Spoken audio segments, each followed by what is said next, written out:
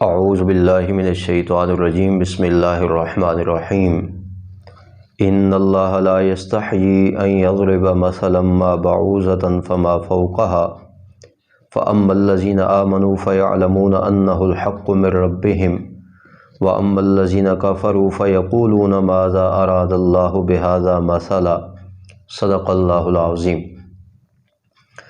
سورہ بقرہ کی آیت نمبر 26 تلاوت کی ہے۔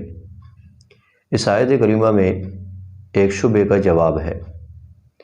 جو لوگ قرآن کریم کو اللہ تعالیٰ کا کلام نہیں مانتے تھے، ان کا ایک اعتراض یہ تھا کہ یہ اللہ تعالیٰ کا کلام اس لیے نہیں ہے کہ اس کلام میں حقیر اور گھٹیا چیزوں کی مثالیں مذکور ہیں۔ مفسرین کرام نے لکھا کہ اللہ تعالیٰ نے قرآن کریم میں مسئلے کی وضاحت کے لیے جو مثالیں ذکر کی، انہی مثالوں کو لے کر کے ان لوگوں نے اعتراض کیا۔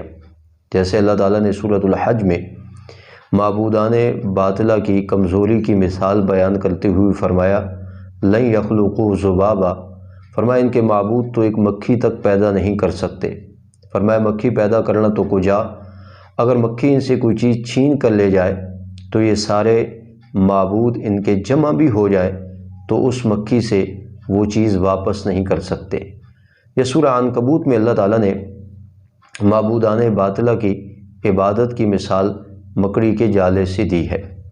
یہ اسی طریقے سے اور مثالیں جو قرآن کریم میں مذکور ہوئی ہیں، ان کو لے کر کے ان لوگوں نے اعتراض کیا کہ یہ قرآن کلام الہی نہیں، اگر یہ کلام الہی ہوتا تو اس میں حقیر اور گھٹیا چیزوں کی مثالیں مذکور نہ ہوتی۔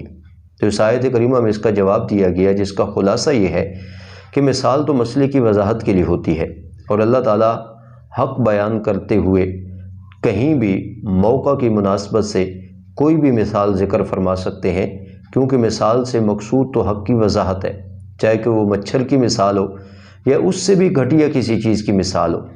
اصل مقصود جو ہے مثال سے وہ بات کو واضح کرنا ہے۔ چنانچہ عقلاء کے ہاں یہ بات بڑی معتبر ہے کہ جب بھی بات کی وضاحت کرنا ہو تو وہ مثال کا سہارا لیتے ہیں۔ تو فرمایا اللہ تعالیٰ بھی بات سمجھانا چاہتے ہیں، اور مسئلہ حق اس کی وضاحت کے لیے موقع کی مناسبت سے مثال ذکر فرماتے ہیں، اور یہ اللہ تعالیٰ کا معمول ہے، لہٰذا اس کو لے کر کے یہ اعتراض نہیں کیا جا سکتا کہ یہ کلام الہی نہیں۔ پھر اللہ تعالیٰ نے اس کا جواب باعتبار فائدہ کے بھی بتایا۔ فرمایا ان مثالوں کا فائدہ کیا ہوتا ہے؟ جو ماننے والے لوگ ہیں، جن میں ضد و تعصب نہیں، وہ تو ایسی مثالیں سن کر کے کہتے ہیں کہ یہ بڑی موقع کی مثالیں ہیں، جو کچھ ان کے پروردگار نے بیان کیا وہ حق ہے۔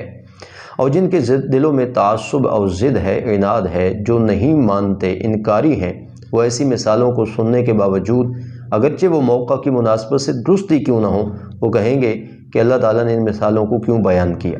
اور اس کے بعد اللہ تعالیٰ نے بتایا کہ ایسی مثالوں کے ذریعے سے بہت سارے لوگوں کو ہدایت ملتی ہے، اور بہت سارے لوگ ایسی مثالوں کے ذریعے سے گمراہ ہوتے ہیں۔ قرآن کریم تو سراپا ہدایت ہے، لیکن قرآن کریم میں مذکور ان مثالوں کی وجہ سے بہت سارے لوگ اپنے ضد اور اپنے تعصب اور عناد کی وجہ سے گمراہ ہو جاتے ہیں۔ اور جو لوگ قرآن کریم کی حقانیت اور صداقت پر یقین رکھتے ہیں، اپنے دل و دماغ کو تعصب سے خالی رکھتے ہیں، وہ ایسی مثالوں سے فائدہ پا جاتے ہیں اور ان کے ایمان میں ترقی ہوتی ہے۔ چنانچہ اس آیت کریمہ میں شبہے کا جواب ہے کہ قرآن کریم کلام الہی نہیں، اس کے جواب کو اللہ تعالیٰ نے اس آیت کریمہ میں ذکر کیا۔ فرمایا یہ کلام الہی ہے، ہاں باقی مثالیں اللہ تعالیٰ موقع کی مناسبت سے ذکر فرماتے رہتے ہیں، اور اس کے لیے کسی بھی مثال کو پیش کیا جا سکتا ہے، اور اللہ تعالیٰ حق کی وضاحت کے لیے ان مثالوں کے بیان کرنے سے ہرگز نہیں رکیں گے۔ ان اللہ لا یستحی، بے شک اللہ تعالیٰ نہیں رکتے، ان یضرب، یہ کہ بیان کریں، مثلا کوئی مثال، ما بعوضۃ، خواہ وہ مچھر کی مثال ہو، فما فوقہا، یا اس سے بھی حقیر کسی چیز کی مثال ہو، حقارت کے اعتبار سے یا مچھر سے کوئی بڑی چیز ہو، مکھی ہی کیوں نہ ہو، فرمایا اس کی مثال بیان کرنا ہو، اللہ تعالیٰ بیان کرنے سے ہرگز نہیں رکتے، کیونکہ مقصود حق کی وضاحت ہے۔ فَأَمَّا الَّذِينَ آمَنُوا، بہرحال وہ لوگ جو ماننے والے ہیں، فَيَعْلَمُونَ، وہ تو جانتے ہیں، أَنَّهُ الْحَقُّ مِن رَبِّهِمْ، کہ یہ مثال موقع کی مناسبت سے ہے، ان کے پروردگار کی طرف سے۔ وہ اس کو بڑی اہم اور بڑی موقع کی مناسبت سے مثال جانتے ہوئے اس سے فائدہ حاصل کرتے ہیں۔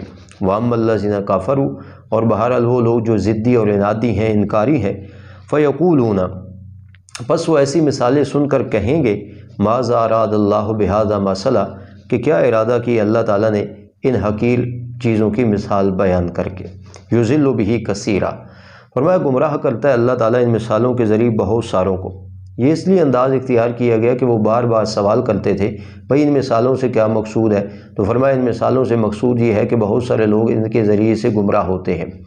وَيَهْدِي بِهِ كَثِيرًا اور بہت سارے لوگوں کو اللہ انہی مثالوں کے ذریعے سے ہدایت دیتا ہے۔ یہ بالکل بات واضح ہے، جو ضدی اور عنادی ہیں وہ ایسی مثالیں سن کر گمراہ ہوتے ہیں، اور جو ماننے والے ہیں وہ ایسی مثالیں سن کر اپنی ایمان کی ترقی کا زینہ چڑھتے ہیں۔ وَمَا يُضِلُّ بِهِ إِلَّا الْفَاسِقِينَ اور نہیں گمراہ ہوتے ایسی مثالوں سے مگر وہی لوگ جو فاسقین ہیں۔ فسق کہتے ہیں حد اطاعت سے نکل جانے کو، اور فاسق اس شخص کو کہا جاتا ہے جو گناہوں کا ارتکاب کرے، حد اطاعت سے نکل جائے۔ علماء نے فسق کے 3 درجے بتائے ہیں۔ پہلا فسق کا درجہ یہ ہے کہ ایک آدمی سے اتفاقاً کوئی گناہ کبیرہ ہو گیا، اور اس گناہ کبیرہ کے بعد اس کو اس بات کا پچھتاوا ہے کہ میں نے یہ گناہ کیوں کیا۔ یہ بھی فسق کا ایک درجہ ہے۔ اس پر آدمی کو توبہ کی عموماً توفیق مل جاتی ہے۔ جب احساس مرض ہو تو ضرور آدمی مرض کے علاج کی طرف متوجہ ہوتا ہے۔ دوسرا فسق کا درجہ یہ ہے کہ انسان جان بوجھ کر کے کبیرہ گناہوں میں شامل ہو، داخل ہو، اور ان کبیرہ گناہوں میں ایسا منہمک ہو جائے کہ اس پر غفلت طاری ہو جائے۔ یہ فسق کا دوسرا درجہ ہے، مگر عموماً اس درجے میں بھی انسان کو توبہ کی توفیق مل جاتی ہے۔ تیسرا فسق کا درجہ یہ ہے کہ انسان حرام کو حلال سمجھنے لگ جائے اور گناہ کو انسان گناہ سمجھے ہی نہیں، جیسا کہ بہت سارے گناہ کرنے کے بعد اس کیفیت سے آدمی دوچار ہو ہی جاتا ہے کہ اس کے سامنے گناہ کا احساس ختم ہو جاتا ہے۔ یہ فسق کا اعلیٰ درجہ ہے۔ علماء نے لکھا ہے کہ ایسے درجے میں عموماً بندے کو توبہ کی توفیق نہیں ہوتی، کیونکہ جب احساس مرض ہی جاتا رہا تو انسان مرض کے علاج کی طرف کبھی متوجہ نہیں ہوگا۔ تو یہاں فاسقین سے وہ لوگ مراد ہیں جو حد اطاعت سے نکل جانے والے ہیں، جو کبیرہ گناہوں کا ارتکاب کرنے والے ہیں، اور کبیرہ گناہوں کے ارتکاب کی وجہ سے ضد اور تعصب کا شکار ہوئے وہ ایسی مثالوں سے گمراہ ہوتے ہیں اور ایسی مثالوں کا وہ انکار کرتے ہیں۔